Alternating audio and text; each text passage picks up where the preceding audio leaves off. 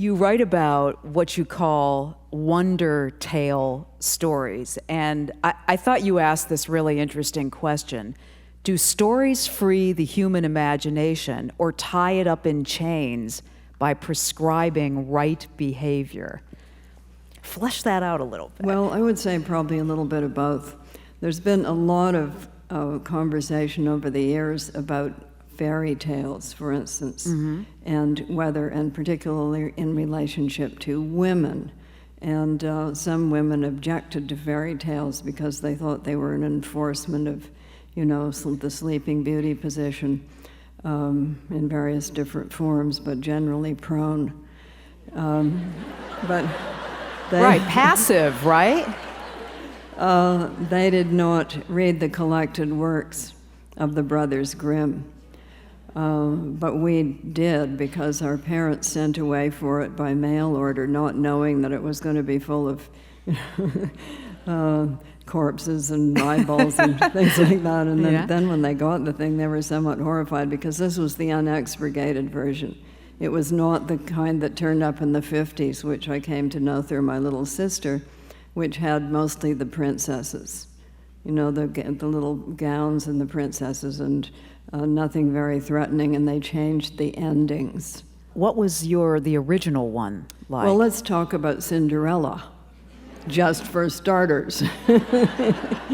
So in the 50s, they changed the ending so that they all make friends at the end.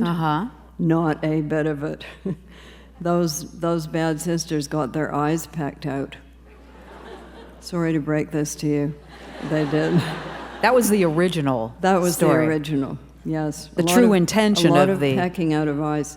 I was talking to Neil Gaiman at the Edinburgh Book Festival recently. We interviewed each other. That's a new word, interview. Yeah. We interviewed each other on stage and talked about our early childhood reading.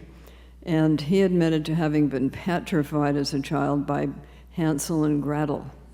Really? So he says, so wait a minute. So the parents take their children and they abandon them in the forest.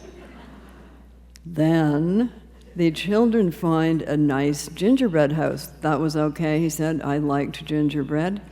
But inside there was this evil woman who intended to cook and eat them. But then... as you're breaking this down, it sounds pretty horrible. Well, kids like stories about cannibalism unless they're too easily frightened. But it frightened young Neil, because he said, and so then the children murder the old lady. Well, you probably would too. And then they go back and get together with the parents again, who already left them in the woods once. He said, that made me very, very nervous. And what was was it Cinderella? Was that the children's tale that scared you as a kid? No, none of them scared me. They scared my parents. None of them scared you? Is that right? No. I was Why? a bloodthirsty little child.